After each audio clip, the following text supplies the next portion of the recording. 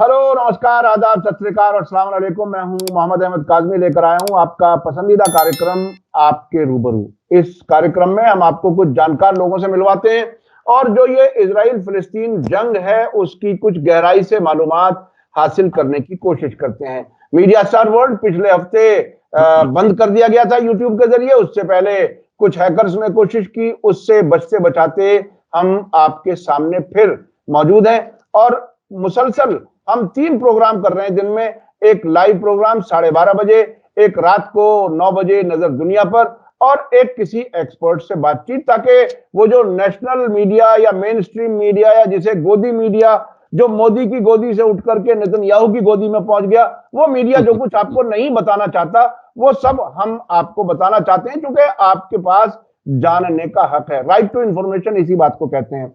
आज एक बार फिर मैं फिरोज मिथी बोरवाला साहब से बात कर रहा हूं, जो मुंबई में है और जो फिलिस्तीन के मामले में जो ऑक्यूपेशन, वो कहते हैं कि मेरा ऑक्यूपेशन ऑक्यूपेशन के खिलाफ है, यानी इजरायली ऑक्यूपेशन के खिलाफ है।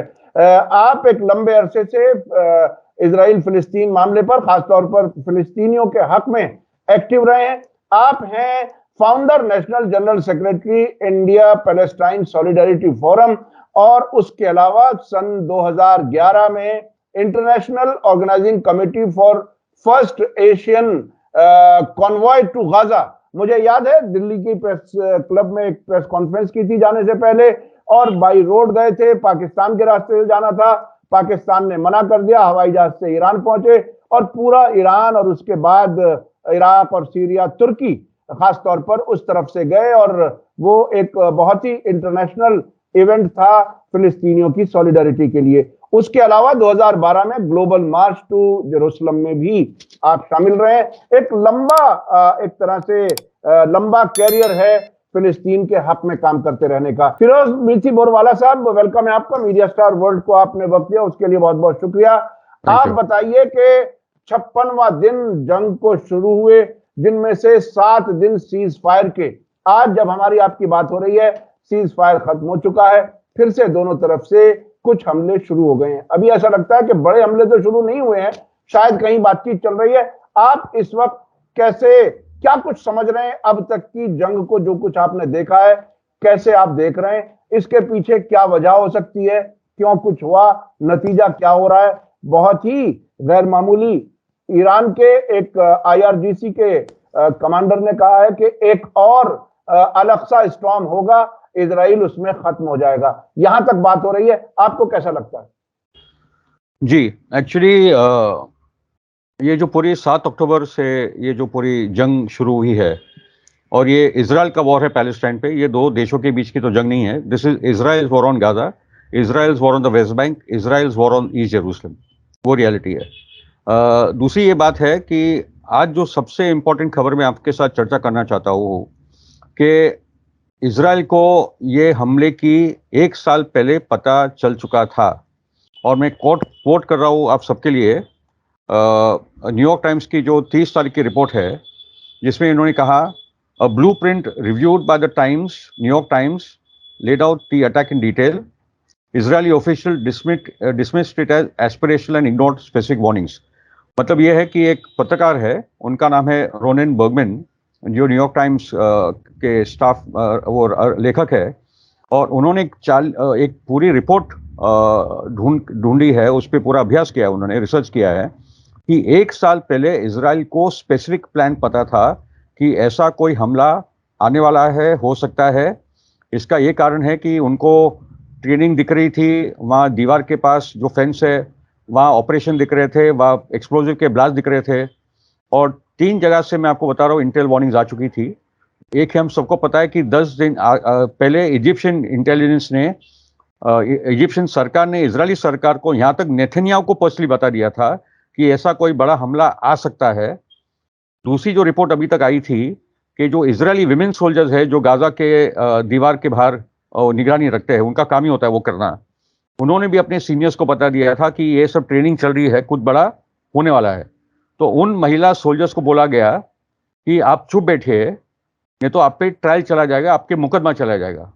जैसे यहाँ सत्यपाल मलिक जी को बोला मोदी जी ने और डोवल ने कि आप चुप बैठो पुलवामा के कॉन्टेक्स्ट में, वैसे ही वहाँ के विमेन सोल्जर्स को, जो 3 महीने पहले से देख रहे थे कि खेत में और कोई लोग आ रहे हैं, ट्रेनिंग कुछ चल रही है और कुछ गाड़ियां वहां से घूम रही है दीवार के पास, ये सब डिटेल में इन्होंने भी बता दिया था।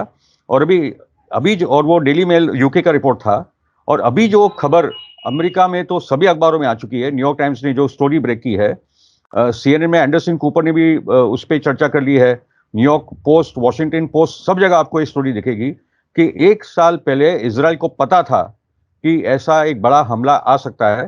तो उनके जो टॉप ऑफिशियल ये बोल रहे हैं कि हमको लगा था कि हमास की औकात ही नहीं है, क्योंकि वो प्लान इतना डिटेल था कि जो जो दीवार या फेंस ने जो घेर कर रखा है, वहां 60 जगह से वो लोग 60 जगह से वो हमला करके वहां तोड़ेंगे। गाजा का जो डिवीजन है, गाजा का मिलिट्री डिवीजन है एरेक्स क्रॉसिंग के पास, वहां एक बड़ा हमला होगा, सेटलमेंट्स पे हमला होगा। तो उनका बोलना था कि ये हमास की औकात ही नहीं है, गाजा के अंदर की रेजिस्टेंस की औकात ही नहीं है कि वो लोग ये कर पाए। ये तो छुपाने वाली बात है, मतलब झूठ बोलने की बात है, क्योंकि नेतन्याहू ने तो बोल रहा है कि ये फेक न्यूज है, मुझे तो किसी ने बताया नहीं है। ओके, तो इसका मतलब क्या हुआ अहमद भाई? मैं वही समझना चाहता हूं कि देखिए, आमतौर पर कुछ चीजों को कॉन्स्पिरेसी थियरी कह करके रिजेक्ट कर दिया जाता है जी। और कभी कभी सरकारें ओवर कॉन्फिडेंट होती हैं, शायद जैसा कि आपने बताया कि उन्होंने महसूस किया या सोचा कि हमास की ये औकात ही नहीं है। अब इससे अलावा मैं अब से पहले आपको याद दिला दूं कि इजरायली कई फौजी एक्सपर्ट्स, हत्ता के मोसाद के सरबराहों ने, साबिक जो चीफ रह चुके हैं, वो ये कह चुके थे कि अगर जंग हुई, खास तौर पे हिजबुल्लाह के बारे में वो कहते थे, इधर हमास के बारे में भी, कि लाखों की तादाद में इनके पास रॉकेट और मिसाइलें हैं, और अगर जंग शुरू हुई तो 3000 कम से कम रोजाना रॉकेट और मिसाइलों का हमें सामना करना पड़ेगा। ये बात कहते रहे थे इजरायली एक्सपर्ट्स और बड़े लोग। तो इसके बाद भी ये सब हुआ, तो क्या दो चीजें हो सकती हैं, उसमें से क्या आपको लगता है, क्या ये महज एक कॉन्स्पिरेसी थियरी है जिसको रिजेक्ट करके आगे बढ़ा जाए या बढ़ गए, या ये गुरूर था इजराइल का कि उसे इग्नोर किया वार्निंग को, या ये कहीं जिसे कहते हैं नूरा कुश्ती थी, मैच फिक्स था, कोई एक मकसद हासिल करना था और आपस में मिल गए, क्योंकि कहीं कहीं इस किस्म की बातें भी हुई। आप कौन सी थियरी को समझते हैं? नहीं, ये सब मतलब ये जो भी 3 बातें, मैं तो मानता हूं कि आप ये सब नहीं मानते, मगर ये जो लोग मानते हैं इनको यहाँ की राजनीति ठीक से पता नहीं। मैं आपको अभी राजनीति पे लेके जाता हूँ। जी जी। 7 अक्टूबर की घटना क्यों हुई, उसके 3 कारण हैं। नंबर 1 कारण है कि यूक्रेन के युद्ध में अमेरिका, यूरोपियन यूनियन और नेटो हार चुके हैं। अभी हमारे अखबारों से, हेडलाइन से ये सब रिपोर्ट खत्म हो चुकी है, और अभी अमेरिका का दबाव जेलेंस्की पे आ रहा है कि अभी तुम रशिया के साथ बातचीत करके इसका हल लाओ। रशिया ने बार बार ये अवसर दिया था कि इसको पॉलिटिकल सॉल्यूशन लाइए, यहां तक कि डॉनबास इलाका रहता यूक्रेन के अंदर एक ऑटोनोमस प्रोविंस करके मिन्स्क एग्रीमेंट में रशिया ने तो ये प्रस्ताव रखा था। रशिया को कभी ये लेना नहीं था, मगर अभी तो ये गया। ओके, तो अभी हारने के बाद बाइडेन 2024 का चुनाव यूक्रेन की हार के साथ तो नहीं जा सकता। ठीक है, तो एक साइड पे वो न्यूज पूरी गायब है और बाइडेन ने एक नया वॉर थिएटर ढूंढ लिया है, एक नया कुरुक्षेत्र ढूंढ लिया है। एक 25 लाख की आबादी को तड़पार के मार रहे हैं। ठीक है, तो वो उसको कहीं ना कहीं तो जीत दिखानी थी, मगर पूरी उल्टी गिनती चल रही, वहां भी मैं आता हूं। ठीक है, मतलब आप सोचिए भाई साहब कि नेतन्याहू और बाइडेन की बातचीत बंद है। बाइडेन, नेतन्याहू लगातार अमेरिका जाने की कोशिश कर रहा था, बाइडेन उससे बात नहीं कर रहा था, क्योंकि एकदम एक कट्टरवादी सरकार वहां बैठी है, स्मोट्रिच और बेन गविर वाली। मगर 7 अक्टूबर के 2 दिन बाद अमेरिका की एयरक्राफ्ट कैरियर्स वो रीजन में आ जाती है, तो इसका मतलब क्या होता है? मतलब बहुत पहले से इनके अंदर की बातचीत चल रही थी, तो 2 दिन के अंदर अमेरिका की एयरक्राफ्ट कैरियर नहीं आती अगर अंदर कोई ना कोई सेटलमेंट इनका नहीं होता। ठीक है, दूसरी जो बात है कि हम जानते हैं कि नेतन्याहू को एक जंग की जरूरत थी। जब से सुप्रीम कोर्ट का मूवमेंट चला है, जो नेतन्याहू पूरी सुप्रीम कोर्ट पे कब्जा करने की कोशिश कर रहा था, क्योंकि अगर सुप्रीम कोर्ट आजाद रहा तो नेतन्याहू तो जेल में जाएगा ही जाएगा, क्योंकि मल्टीपल करप्शन के चार्जेस उस पर। तो इसलिए बेन गविर और स्मोट्रिच वाली जो धारा, एक्सट्रीम कट्टरवादी यहूदी धारा, जो चाहते थे कि सुप्रीम कोर्ट की जो बची कुची जो मतलब जो औकात है उसको भी खत्म किया जाए, ताकि सेटलमेंट्स के प्रवेश में, सेटलमेंट्स के बढ़ने में कोई आड़ ना हो। वेस्ट बैंक में जो कानूनों के उल्लंघन, इजराइल के लिमिटेड अपार्थाइड कानून के भी उल्लंघन जो हो रहे हैं, ओके, वो भी ना हो, इसलिए वो चाहते थे कि सुप्रीम कोर्ट उनके ताबे में हो नहीं रहा था। बहुत बड़ा जन आंदोलन में खड़ा हो गया था और इजरायली सोसाइटी विभाजित हो गई थी। पॉलिटिकली, सोशली, आर्मी के अंदर भी बड़ा डिवीजन हो गया था। तो नेतन्याहू समझ गया था, और उसकी पुरानी पॉलिसी है, जब जब भी वो संकट में आता है तो गाजा पे बॉम्बिंग करता है। गाजा पे बॉम्बिंग शुरू हुई उस दौरान भी, मगर उससे सोल्यूशन हल नहीं हुआ। तो नेतन्याहू की जरूरत थी कि एक बड़ी जंग हो जाए जिसमें से वो अपने आगे का एजेंडा आगे बढ़ाए। उसका एजेंडा क्या है? एजेंडा क्लियर है। नंबर 1 एथनिक क्लेंजिंग, ये दूसरा नकबा। एक टाइम था जो ये बोलते थे कि आप 1948 को नकबा मत बोलो, वो एंटी सेमिटिक होता है। आज खुद वो बोल रहे कि ये दूसरा नकबा 48 में किया, अभी हम लोग ये आखिरी नकबा करें, उसमें आपको गाजा से इजिप्ट में ढकेल देंगे और वेस्ट बैंक की पूरी आबादी को ढकेल देंगे जॉर्डन में। ठीक है। तो नंबर 1 था कि इसके आड़ में 7 अक्टूबर के आड़ में हम लोग पूरी की पूरी आबादी को दूसरा नकबा करके ढकेल देंगे। दूसरा जो बहुत बड़ा कारण था कि गाजा का जो तेल है, तेल और गैस है, मेडिटेरेनियन दरिया में, सीरिया में भी बशर अल असद को हटाने का वही कारण था, लिबिया में भी उसी के कारण गए थे, तेल और गैस के चक्कर में। मगर सीरिया, लेबनान, हिस्टोरिक पैलेस्टाइन आप इजराइल बोलो उसको, और ये जो गाजा का फिलिस्तीन का इलाका है, वहां $64 बिलियन का तो एक्चुअली गैस अवेलेबल है। इसलिए गाजा की आबादी वगैरह से निकल जाती है तो फिलिस्तीन का हक ही खत्म हो जाता है। वो कोई कोस्ट लाइन पे वो लोग कोई प्रेजेंस रहेगा। तो ये जंग के दौरान पूरा का पूरा ऑयल और गैस को हत्या लेना वो तीसरा एजेंडा था। और उसके साथ जो सुएज कनाल का जो काउंटर, जो गल्फ ऑफ जो रेड सी से एलात से होकर पूरा नेगेव डेजर्ट से लेकर वो निकलेंगे मेडिटेरेनियन दरिया में, नॉर्थ गाजा में उनको वो पोर्ट बनाना है। नॉर्थ गाजा में उनको पोर्ट बनाना है, इसलिए वो लोगों ने नॉर्थ गाजा को अभी मानते हैं कि वो लोग कब्जे में किया है, मगर वहां तक वो कब्जा भी नहीं पहुंचा उनका। ठीक है। तो ये मल्टीपल एजेंडा से नेतन्याहू के, जिसके कारण उसको जंग की जरूरत थी। और अच्छा, तीसरा एजेंडा आता है। तीसरे एजेंडा पे आता है कि रेजिस्टेंस की क्या जरूरत थी। जो गाजा में रेजिस्टेंस बोलो, वेस्ट बैंक में रेजिस्टेंस बोलो, उनकी क्या जरूरत थी? क्योंकि आप 1 साल से लगातार प्रोवोक कर रहे हो। तो वेस्ट बैंक में 260 लोग को मार डाला, जहां कोई हमास का उस किस्म की ताकत नहीं है। ठीक है। अल-अक्सा पे लगातार हमले आप कर रहे हो। तीसरी बात कि नेतन्याहू यूनाइटेड नेशन में जाता है और एक मैप बताता है कि एक इंडिया मिडिल ईस्ट कॉरिडोर बन रहा है जो यूरोप जाएगा, जिसमें पैलेस्टाइन का नक्शे से नाम गायब है। वो प्रोवोकेशन था। अल-अक्सा पे लगातार कट्टर यहूदी आके बोल रहे कि इसको तोड़ेंगे हम, ये मस्जिद को हम हैकल सुल में बनाएंगे। ठीक है। गाजा पे सीज का पूरा जो जेल था वो और भी उनको घेर कर रखा था। तो ये, और प्रिजनर्स का भी हमको मालूम है कि जो 7,000 प्रिजनर, तो मल्टीपल एजेंडा थे। और खास करके अगर इब्राहिम अकॉर्ड्स के दौरान सऊदी और इजराइल का भी साइन हो जाता, उसके बाद तो रेजिस्टेंस के लिए और भी मुश्किलात हो जाती, पैलेस्टाइन के लिए और भी मुश्किलात हो जाती।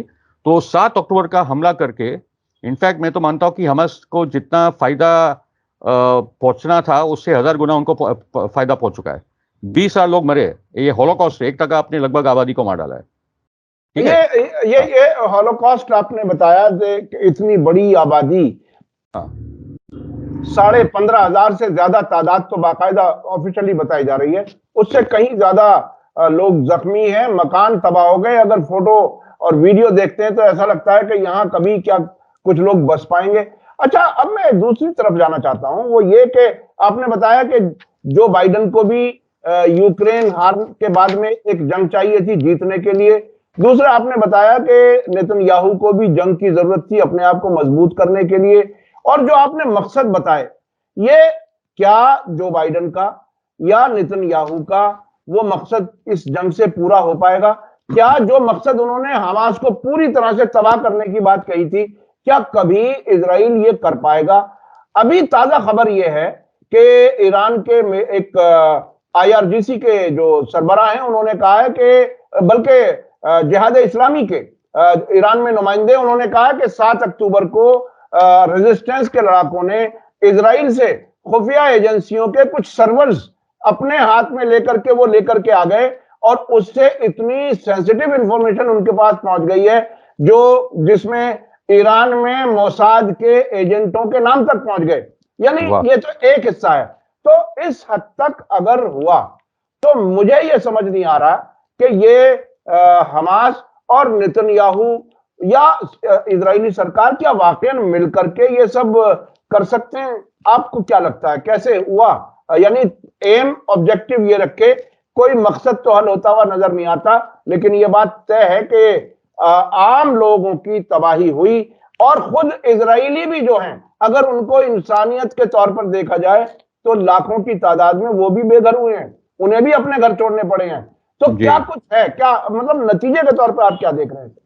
देखिए, नतीजे के तौर पे तो ये इजराइल और अमेरिका के लिए डिजास्टर है, डिजास्टर है। पब्लिक ओपिनियन जो दुनिया का है, जो दुनिया के देश है, वो 4-5 लफंगे देशों को छोड़ दो जिन्होंने कॉलोनाइज किया है दुनिया को, Australia, Canada, Britain, France, America, ये 4-5 देशों को छोड़ दो तो बाकी की दुनिया सब पैलेस्टाइन के साथ खड़ी है।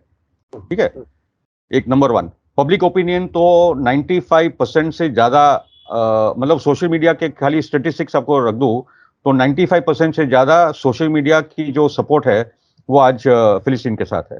ठीक है, जब 7 अक्टूबर शुरू हुआ तो 65-35 जैसा था, 65 पैलेस्टीन के साथ था, 35 इजराइल के साथ था।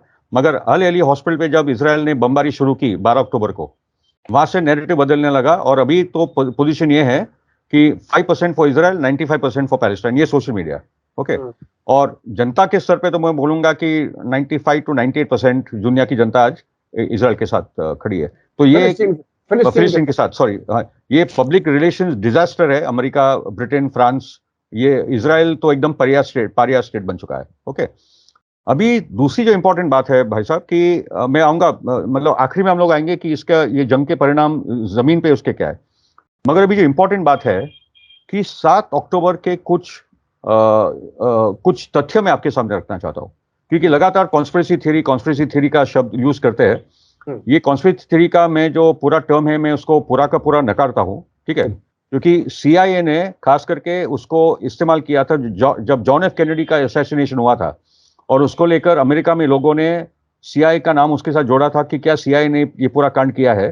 तब जो भी इस पे सवाल उठाते थे, CIA इसको कॉन्स्पिरेसी थियरीज बोलता था। ठीक है, तो ये पहला तरीका है, कोई भी सवाल उठाता है उसको कॉन्स्पिरेसी थियरीज बोल दो, उसको इंसल्ट करो ताकि वो चुप बैठ जाए। मैं वो चुप बैठने वालों में नहीं हूं। मैंने पूरा पुलवामा का कांड को एक्सपोज किया है। पिछले 20 साल से मैं अलग अलग आतंकवादी हमलों को हमारे देश में और दुनिया में स्टडी कर रहा हूं। ठीक है, तो मैं कुछ तथ्य आपके सामने रखूंगा। नंबर 1 फैक्ट है, जैसे मैंने बताया कि 3 जगह से इंटेल वार्निंग्स आ चुके थे। खुद आज का न्यूयॉर्क टाइम्स की जो रिपोर्ट है कल की, कि 1 साल पहले इजराइल को पता चल चुका था, और डिटेल रिपोर्ट उनके हाथ में थी, एक 40 पन्ने की रिपोर्ट थी जिसमें किस प्रकार से हमले होंगे, कहां हमले होंगे, 60 ठिकानों पे दीवार पे होंगे, गाजा का जो मिलिट्री गैरिसन है वहां हमला होगा, सेटलमेंट में हमला होगा, सब कुछ उनको पता था, सब कुछ उनको पता था। ठीक है, दूसरी बात कि इजिप्टियन सरकार ने खुद इजराइल की सरकार नेथन्याहू को पर्सनली वार्न किया कि कुछ बड़ा होने वाला है। नेथन्याहू बोल रहा है फेक न्यूज, ऐसा मुझे किसी ने बताया नहीं, वो झूठ बोल रहा है। तीसरी बात कि इजरायली विमेन सोल्जर्स ने बता दिया था, ठीक है, 3 महीने पहले, क्योंकि वो गाजा के बॉर्डर पर वो उनका काम ही होता है वो पूरा निगरानी रखना, और उन्होंने बता दिया था कि 3 महीने से कुछ अलग किस्म की ट्रेनिंग, वो बॉर्डर पे आके एक्सप्लोजिव भी कर रहे हैं, उनकी गाड़ियां, सफेद गाड़ियां वहां घूम रही, पहले से कुछ ज्यादा ही हो रहा है, कुछ होने वाला है। उनको बोला गया तुम चुप बैठो, तुम अभी इजरायली मीडिया से बात करोगे तो तुम पे ट्रायल मुकदमे चले जाएंगे। तो एक तो ये इंटेल अलर्ट की बात। दूसरा, 15 अक्टूबर को एक स्टोरी ब्रेक हुई अहमद भाई, ये स्टोरी इजरायली रेडियो पे ब्रेक हुई। मैं जो भी आपके सामने तथ्य रख रहा हूं सब इजरायली मीडिया के तथ्य आ रहे हैं। ठीक है, नंबर 1 आया, मैं नंबर 1 जो तथ्य आपके सामने रख रहा हूं, उस एक इजरायली लेडी, उसका नाम है जूइश लेडी यास्मीन पोराट, तो उसने स्टोरी ब्रेक हुई इजरायली रेडियो पे। तो वो क्या बोलती है, कभी आपको मैं भेज भी दूंगा, आप एक बार हम लोग इस सब चला लेंगे आपके चैनल पे। वो बोलती है कि मुझे हमास ने बंधक बनाकर लेके गए बेरी कैंप में, बेरी सेटलमेंट कैंप में, मेरे साथ दूसरे 8 लोग भी थे। They treated us humanly, Hamas ने हमारे साथ बहुत ही मानवीय तरीके से हमारे साथ ट्रीटमेंट की। ठीक है, खाना पीना, पानी वगैरह वगैरह, और अच्छी तरीके से बात की। हमको हमास की तरफ से कोई प्रॉब्लम नहीं था। मगर उसके बाद बेरी सेटलमेंट कैंप पे इजरायली आर्मी ने हमला किया, टैंक्स से हमला किया, और मैं जिस मकान में थी वहां दो शेल्स फायर किए गए टैंक के, जिसमें मेरे दोस्त मर गए, मैं बच गई। ठीक है, और बाद में जो हमास का बंदा था और मैं था, हमको पकड़ कर इजरायली आर्मी लेके गई। मगर मेरे दोस्त मरे क्योंकि इजरायली आर्मी ने हम पे फायर किया। ये बहुत बड़ी न्यूज थी। ठीक है, दूसरी जो आपको न्यूज बता दूं उसमें, कि एक बहुत इंपॉर्टेंट आर्टिकल है बाय विलियम वैन वैगेनिन, 24 नवंबर का आर्टिकल है। ओके, वो ये सवाल करते हैं, वॉज अक्टूबर 7 का हमास और एन इजराइल मैसेकर किसने किया? ये सवाल अभी दुनिया के सामने आ रहा है, ठीक है। और उन्होंने जो रेफरेंसेस दिए उसमें एक लड़की थी डीएल हेजरोनी, 12 साल की लड़की, जिसका फोटो लगाकर इजराइल ने बोला देखो ये इन्होंने 12 साल की इजरायली लड़की को मारा है, उसकी बॉडी को जला दिया है, ठीक है। मगर उसका भी जो प्रूफ सामने आया है, उसके खुद के रिश्तेदारों ने बोला है, यास्मीन पोराटी ने बोला है कि लियल हेजरोनी मारी गई इजरायली टैंक शेल से, ठीक है। और उसके जब उसको दफनाने के टाइम पे जो लेके गए तो इजरायली सरकार का कोई वहां नहीं आया, ठीक है। दूसरी जो बात है कि उसके जो परिवार के लोग हैं हादास दागान, उन्होंने भी वही बात बोली है। और मैं आपको लेके जाऊंगा अभी ये जो म्यूजिक फेस्टिवल हुई, नोआ म्यूजिक फेस्टिवल, अगर इजराइल को जरा भी भनक होती कि ऐसा कुछ हो रहा है तो ये म्यूजिक फेस्टिवल तो आपको गाजा के 6 किलोमीटर दूर होनी नहीं देनी थी, नंबर 1। नंबर 2 है कि ये फेस्टिवल 5 और 6 तारीख को थी, उसको 7 अक्टूबर को एक दिन एक्स्ट्रा करवा दिया। तो ये भी पूछना पड़ेगा कि ये किसने करवाया एक दिन एक्स्ट्रा, ठीक है। तीसरी बात यह है कि जो लोग वहां से भागने लगे, तो इजरायली अखबारों का रिपोर्ट है और एक नौ फेरेस करके इजरायली एयरफोर्स के रिजर्विस्ट कर्नल है, उन्होंने कहा कि हमारे अपाची हेलीकॉप्टर्स ने उन पे हमला किया है, जिसके कारण इतने बड़े पैमाने पे लोग मरे, ठीक है। नौ फेरेस करके NOFEREZ, वो रिजर्विस्ट कर्नल है इजरायली एयरफोर्स में, और वो उसका लॉजिक बताते हैं। नौ फेरेस बोलते हैं कि एक डॉक्ट्रिन है हैनिबल डॉक्ट्रिन। हैनिबल डॉक्ट्रिन का मतलब ये होता है कि अगर हमको लगता है कि हमारे इजरायली सोल्जर हमास के हाथ में जाने वाले या पैलेस्टीनियंस के हाथ में जाने वाले हैं, तो उससे अच्छा है कि तुम्हारे दोस्त को मार डालो, ओके। तो नौ फेरेस बोलते हैं कि इस बार मास हैनिबल डॉक्ट्रिन हुआ है, मास लेवल पे हमने अपने लोग को मारा है, ठीक है।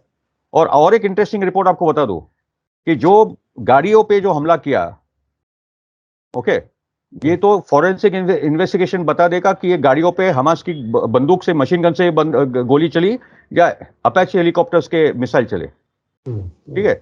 वो फॉरेंसिक इन्वेस्टिगेशन होना जरूरी है, क्योंकि नेतन्याहू कोई भी इन्वेस्टिगेशन नहीं कर रहा है। ये पूरे 7 अक्टूबर इतना बड़ा कांड हो गया, तो नेतन्याहू कोई इंक्वायरी करने के लिए तैयार नहीं है।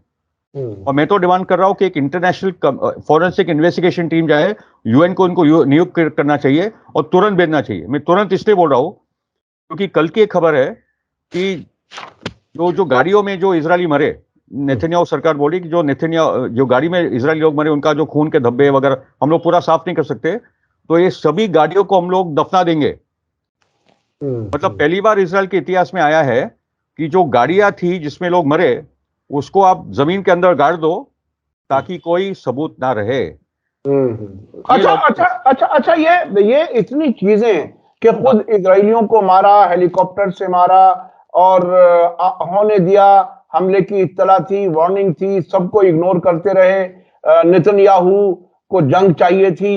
इसमें इजराइल को क्या मिला आखिर? देखिए, नेतन्याहू को अगर ये माना जाए कि वो इजराइल को बाकी रखना चाहता है, इजराइल का हमदर्द है, तो वो तबाही के कगार पर क्यों लेकर के गया? या अगर वो बिल्कुल जिस तरह से हमारे मोदी जी हैं कि इलेक्शन जीतना है कुछ भी हो जाए, क्या उन्हें अपना पॉलिटिकल कैरियर इजराइल के फ्यूचर के मुकाबले में उन्होंने उसको प्रायोरिटी दी, पूरे इजराइल को तबाह करने का काम किया? ये क्या कुछ है? टोटली आपकी बात एकदम सही है। नेतन्याहू ने अपनी करियर और अपने आप को बचाना जेल से, उसको प्रथम स्थान दिया है और इजराइल के लॉन्ग टर्म इंटरेस्ट को नहीं देखा है। ये जो कट्टर यहूदी सरकार है, यही इजराइल को डुबा ले जाएगी, ये क्लियर कट है। अच्छा, अब मैं दूसरी तरह से मैं कुछ और तथ्यों पे आता हूं। इसी दौरान जो पहली खबर आई कि 40 बच्चों के गर्दन काटे, वो झूठ साबित हुई। बाइडेन ने बोला मैंने फोटो देखे, ऐसे कोई फोटो थे नहीं क्योंकि ऐसा कुछ हुआ नहीं था। बलात्कार की जो रिपोर्ट आई वो भी झूठी साबित हुई, ठीक है। जो 1400 मारे गए वो अभी 980 का फिगर आ चुका है। 1400 भी मारे गए। बाद में मार्क रेगेव जो स्पोक्स पर्सन है, बहुत ही घटिया किस्म का इंसान है, बहुत झूठ बोलता है वो। मार्क रेगेव बोले नहीं, 1400 में 1200 इजरायली है, 200 तो हमास के लोग जलाए गए थे, हमको मतलब जले कैसे, इतना बड़ा हमला हुआ टैंक और अपैची हेलीकॉप्टर से, इसलिए कारण आप बॉडीज को नहीं पहचान पाते। ठीक है, फाइनली हारेस का जो फिगर आया है वो 980 का आया है। अभी 980 में हमको पता है कि पहले ये फिगर आ चुका था कि 300 इजरायली सोल्जर 7 अक्टूबर को मारे गए। बचे कितने? 680। 680 में से सवाल यह कि सेटलमेंट्स में मरे, क्योंकि 364 मरे नोआ में, नोआ फेस्टिवल में मरे 364। ठीक है, बचे सेटलमेंट्स में उसमें 316 का फिगर है और बेरी कैंप में ही 112 का फिगर है। तो ले दे के सोल्जर्स को छोड़े 300, बचे 680। वो 680 में वो सिविलियंस को किसने मारा है, वो इन्वेस्टिगेशन का सवाल है। स्कॉट रिटर जो अमेरिकन आर्मी के बैकग्राउंड के है, जो इंटरनेशनल यूनाइटेड नेशंस का जो इंस्पेक्शन की टीम थी इराक में, उसके मेंबर थे, जिन्होंने पूरा झुटलाया, जो भी झूठे वो टाइम पे आई थी, उनका बोलना है कि 80% जो सिविलियंस मारे गए वो मारे इजराइल ने। क्योंकि यास्मीन पोराट भी वही बोलती है कि हमास का एजेंडा वो दिन मारना नहीं था, हमको पकड़ के लेके जाना था। ऑपरेशन तो पूरा वही था ना, कि हम लोग जितने लोग को पकड़ के ले जा सके उनको ले जा सके। तो सोल्जर्स को तो हाथ में लेना, फिर भी 240 में से बड़े संख्या तो सोल्जर्स की है।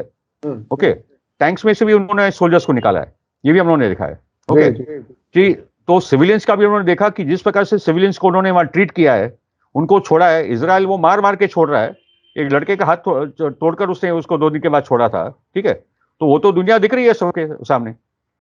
और एक तो अच्छा ये इस सब में आप यानी हमारा जो आम दर्शक है, जो हमें मुसलसल देख रहा है जंग शुरू होने से अब तक, और अब तक जो चीजें सामने आई हैं वो ये कि हमास ने अचानक हमला किया, बहुत कामयाब हमला था। ईरान जो उनका मेंटोर समझा जाता है, हिजबुल्लाह जो उसके साथी समझे जाते हैं, उन्होंने भी अप्रिशिएट किया कि आपने बहुत बड़ा काम किया। ये जो इस किस्म की खबरें आ रही, और ईरान की लीडरशिप कहती है कि 2040 से पहले इजराइल का वजूद खत्म हो जाएगा। अब तो ये कहते हैं कि और जल्दी होगा। अभी ताजा खबर है कि वो एक अल-अक्सा स्टॉर्म और ऑपरेशन होगा, इजराइल तबाह हो जाएगा। तो ये 2 किस्म की जो चीजें हैं, उनमें से हमारे आम लोग किन चीजों पर यकीन करें, कहां पहुंचेगा इसका नतीजा?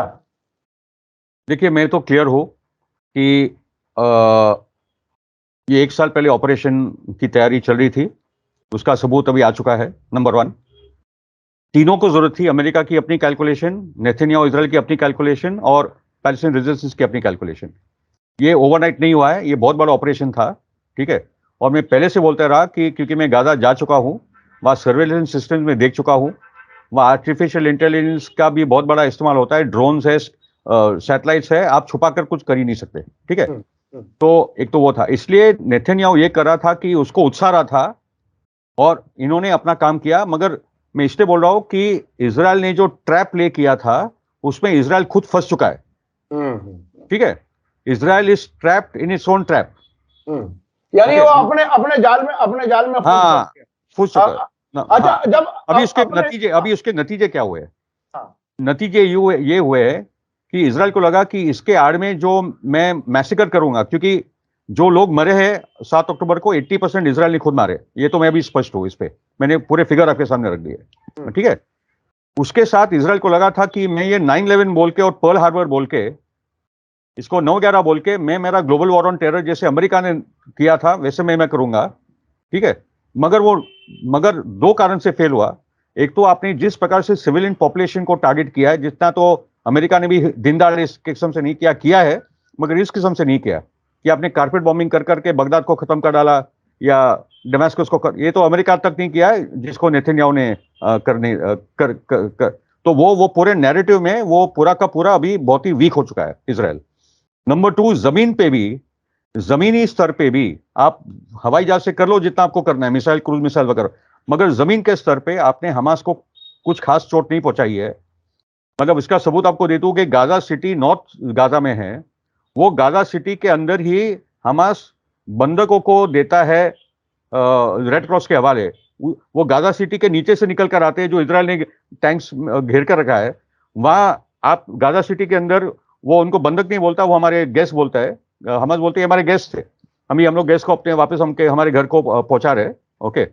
तो आप गाजा सिटी के भी कंट्रोल में नहीं हो 50 दिन की जंग के बाद, तो आप कर क्या रहे हो वहां, ओके। और पॉइंट है कि इतने बड़े पैमाने पे इजरायली सोल्जर्स मारे गए, 3,000 से ज्यादा मेरे हिसाब से मार चुके हैं। बड़े पैमाने पे अमेरिका टैंक्स उड़ाई गई है। अभी वो अमेरिका तो भेजता रहेगा, टैंक्स ले लो, ये ले लो, उनको तो अपना बिजनेस करना है। मगर बहुत बड़े पैमाने पे इजराइल की मिलिट्री डिफीट है, इजराइल की पूरी नैरेटिव की डिफीट है वर्ल्ड वाइड। और तीसरा, इकोनॉमी वाइज इजराइल को बहुत बड़ा नुकसान हुआ है। यमन में रेड सी में आज एक इजरायली शिप जा नहीं सकती। इजराइल के पूरे इंश्योरेंस और शिपमेंट कॉस्ट इतने बढ़ने वाले हैं कि ये पूरा का पूरा जो हुआ है वो उनके कैलकुलेशन के पूरा गलत साबित हुआ है। अच्छा, और उसके साथ ये सलामी देनी पड़ेगी गाजा की जनता को और वेस्ट बैंक की जनता को कि इतने बड़े पैमाने पे हमले के बावजूद भी गाजा की जनता ये नहीं बोल रही कि रफा के बॉर्डर खोलो, मुझे साइनाई जाने दो, मुझे मरना नहीं है। गाजा की जनता बोल रही कि जो 48 में हुआ वो हम लोग नहीं होने देंगे, हम लोग हमारी जमीन छोड़ के नहीं जाएंगे। मतलब ये किस किस्म के कमाल के लोग हैं कि इतने बड़े नरसंहार के बाद भी वो अपनी जमीन छोड़ने के लिए नहीं तैयार है। ये तो ऑप्शन है कि साइनाइड, वो तो अमेरिका सब पैसा दे देगा, टेंट बना दो, मकान बना दो उनको।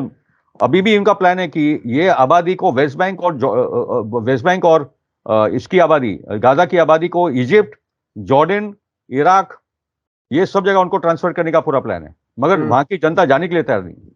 वहां की जनता जाने के लिए तैयार नहीं। और आपने कहा कि 3,000 कम से कम इजरायली फौजी मारे जा चुके हैं, ये एक बड़ा फिगर है। और कहीं ये कल एक और डिटेल में ये आया कि 300 से ज्यादा आर्मर्ड व्हीकल और टैंक तबाह हो चुके हैं इजराइल के। ये 3,000 का फिगर शायद ये मीडिया में पहली बार होगा। ये बहरहाल आपने एक इजरायली मीडिया सोर्स से मैंने देखा था, जब उन्होंने एक वीक पहले 2,800 की बात की थी, तो मैं तो मानता हूं कि 3,000 के आसपास का सोर्स है। सही अंदाजा तो निकालना मगर मुश्किल है, मगर फिर भी मैं मानता हूं कि यहां तक की संभावना है। अच्छा, एक चीज आपने देखी होगी, जब फिलिस्तीन और इजराइल वाले मामले को आप लंबे अरसे से देख रहे हैं, एक खास काम होता रहा है इस पूरे थ्रू आउट 70 साल के, जालिम ने अपने आप को मजलूम प्ले किया और मजलूम को जालिम बना करके पेश किया। यानी 7 अक्टूबर के फौरन बाद जिस तरह से फौरन मीडिया को इजरायली सरकार ले जाकर के दिखाया, ये दिखाने की कोशिश की गई कि इतने बच्चों को मारा, इतनी औरतों के साथ रेप हुआ और क्या क्या कुछ बताया। ये जालिम और मजलूम का जो नैरेटिव ये बदलते हैं पहले ही घंटे में जब कोई खबर आती है। अभी आपको क्या लगता है, इस बार भी तो ये सब कुछ कोशिश की, ये कुछ चल नहीं पाया, शायद सोशल मीडिया की ऐसी ताकत उभर चुकी है कि वो, हाँ, तो आपको क्या लगता है कि क्या कुछ है? पॉइंट वही है, आपने एकदम सही बात की कि वेस्टर्न मीडिया के सामने, और हमारे देश में शर्म की बात है कि गोदी मीडिया का जो एंटी मुस्लिम एजेंडा है वो प्रोजेक्ट करता है पैलेस्टाइन पे, ओके। तो आज वो CNN, BBC, MSNBC, फॉक्स वगैरह वगैरह वगैरह वो सब फेल हो गए।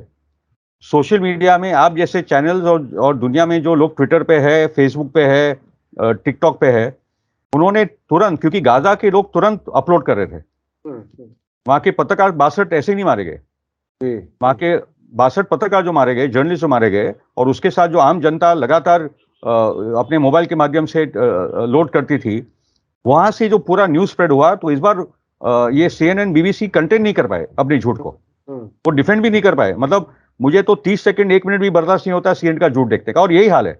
जैसे आजकल हम लोग गोदी मीडिया नहीं देखते, मैंने वेस्टर्न मीडिया को भी देखना बहुत पहले बंद कर दिया, खास करके सीरिया के टाइम पे, कि कितना झूठ लेंगे उनसे। मैं तो अक्सर कहता हूं कि ये इंटरनेशनल गोदी मीडिया है, जो अपनी सरकारों के पॉलिसीज को सर्व करने की कोशिश करता है। मुझे याद है 2003 में जब मैं इराक वॉर कवर कर रहा था, बगदाद में फिलिस्तीन होटल में एक जगह सारी दुनिया के पत्रकार थे, तो वहां वो जेम्स क्लेंजी खड़ा होकर के जब रिपोर्टिंग करता था तो our forces did that, our forces did that. ये इस तरह की जर्नलिज्म करते हैं ये वेस्टर्न मीडिया वाले, और ये एक तरह से स्टूडियोज में जंग लड़ने की कोशिश की जाती है, नैरेटिव बदलने। लेकिन एक बात बताइए, इस सारे प्रोपेगेंडे के तरीकों के अपनाने के बावजूद, मैं तो चूंकि ग्राउंड पे वॉर कवर की है, ग्राउंड की हकीकतें तो कोई नहीं बदल सकता। आज तक इनका प्लान इराक में ये कामयाब नहीं हो सका। कभी सुन्नी शिया लड़ाने की कोशिश की, एक भी फसाद नहीं हुआ सुन्नी शिया के बीच में। कभी दाइश को भेज करके उन्हें सुन्नी कहने की कोशिश की, कभी सामर्रा में एक बहुत बड़ा रिलीजियस प्लेस था उसमें धमाका कराया। ये सारी साजिशें अगर ग्राउंड पर लीडरशिप ठीक हो और इनकी बदमाशियां समझ ले तो ग्राउंड पे तो हालात नहीं बदलते, दुनिया में नैरेटिव कुछ भी बदलते रहे। आपको क्या लगता है इसमें? No you are right. उन्होंने सुन्नी शिया कार्ड पूरी खेलने की कोशिश की। उन्होंने लेबनान में सुन्नी शिया कार्ड, वहाँ के मुस्लिम क्रिश्चियन कार्ड, कुर्द अरब कार्ड, ये सब के सब जितने, और वो कॉलोनियल ताकतों की वही बात होती है, इंडिया में भी आकर उन्होंने ये सब किया ही था। तो वो तो डिवाइड एंड रूल की इनकी पॉलिसी होती है। मगर आज हम लोग देख करें कि पहले मतलब मैं तो बोलता हूँ कि गाजा को करबला बना दिया था, और हिजबुल्ला और हमास जो है वो हसन और हुसैन जैसे, मैं तो बहुत पहले ये बात बोल चुका था, ठीक है ना? तो पॉइंट इज के वो करबला की जो पूरी आइडियोलॉजी है कि हम लोग मर जाएंगे मगर हमारे उसूलों को नहीं छोड़ेंगे, वो आज करबला की पूरी विचारधारा आज हमको गाजा में दिखती है, वो शहादत हमको गाजा में दिखती है। ये बहुत बड़ी बात है, और सोशल मीडिया की मजबूरी है कि हम और ज्यादा लंबी आपसे बात नहीं कर सकते। हमने अपने दर्शकों से वादा किया था और आपसे फिर एक टॉपिक पर जरूर बात करेंगे। मैं याद दिला दूं अपने दर्शकों को कि मिथि बोरवाला साहब बहुत ही रिसर्च करके फैक्ट्स के साथ, सबूतों के साथ अपनी बात रखते हैं। पिछली बार हमारी उनकी बात हुई थी जेविश जाइनिज्म और क्रिश्चियन जाइनिज्म, और हमने आप लोगों से वादा किया था कि मुसलमानों के अंदर जहां जाइनिज्म है उसने क्या कुछ काम किया और इनके तार कहां कहां जुड़े हुए हैं। इस पर हम अगली बार बात करेंगे मिथि बोरवाला साहब से। मुझे उम्मीद है कि वो बात भी बहुत ही काम की होगी, क्योंकि अपने अंदर जो खराबियां होती हैं, जो मुनाफिक पैदा होते हैं, वो कैसे कैसे होते हैं, महमूद अब्बास से लेकर के और कहां कहां। तो खैर ये चीजें समझने की हैं। हमारा मीडिया स्टार वर्ल्ड ये कोशिश जरूर करता है कि जी जी अहमद भाई, खास करके मुझे एक नाम लेना है। उनका नाम है मैक्स ब्लूमेंथॉल, जो एक अमेरिकन जूश पत्रकार है जिसने सबसे बड़ा काम किया है 7 अक्टूबर को एक्सपोज करने में। Max Blumenthal, MAXBLUMENTHAL। ये सभी आपके श्रोताओं को रिक्वेस्ट है कि इनके ट्विटर हैंडल पे जाइए, और मैक्स ब्लूमेंथॉल ने जो एक्सपोज किया है उस पर हारेस से भी हमला किया है, बहुत सारे अखबारों में हमला किया है कि मैक्स पूरा झूठ बोल रहा है।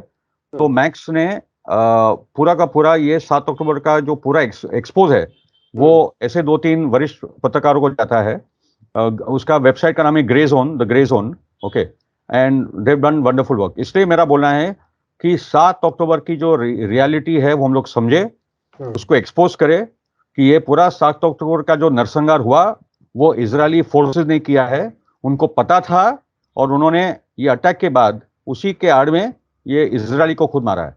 और इजरायल में अभी ये बात चल रही है, इजरायल के खुद अंदर इसकी एक चर्चा है। मैं आपको आखिरी में एक पेरेंट का एक कोट पढ़ा दूं। हमारे एक दोस्त है गिलाड एज़मोन, वो एक इजरायली सोल्जर थे, जायनिस्ट एक जमाने में, अभी एंटी जायनिस्ट जो है, लंदन में रहते हैं, ओके। गिलाड बोलते हैं, in Israel they insist that the repeated affectionate footage of Israeli hostages वगैरह वगैरह दे इवन, ओके या ओके।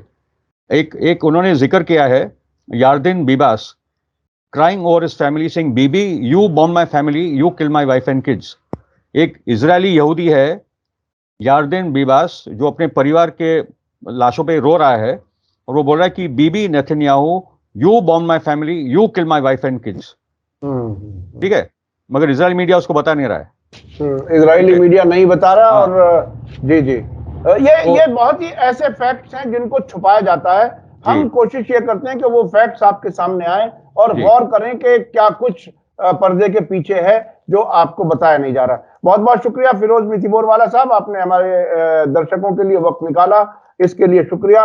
और मैं अपने दर्शकों से भी कहना चाहूंगा कि मीडिया स्टार वर्ल्ड लगातार कोशिश कर रहा है हर पहलू से जो भी इंफॉर्मेशन आए आप तक पहुंचे, ताकि आपके जहन उतने परिपक्व और मैच्योर हों कि चीजों को अच्छे से समझ सकें। बहुत बहुत शुक्रिया। इसी के साथ मुझे दीजिए इजाजत। धन्यवाद, शुक्रिया। जय भारत, जय हिंद। मीडिया स्टार वर्ल्ड के और वीडियो देखने के लिए हमारे चैनल को सब्सक्राइब करें और सीधे नोटिफिकेशन पाने के लिए बेल आइकन दबाएं। और अगर हमारी खबर सच्ची और अच्छी लगे तो अपने व्हाट्सएप, इंस्टाग्राम, फेसबुक और ट्विटर अकाउंट पर जरूर शेयर करें।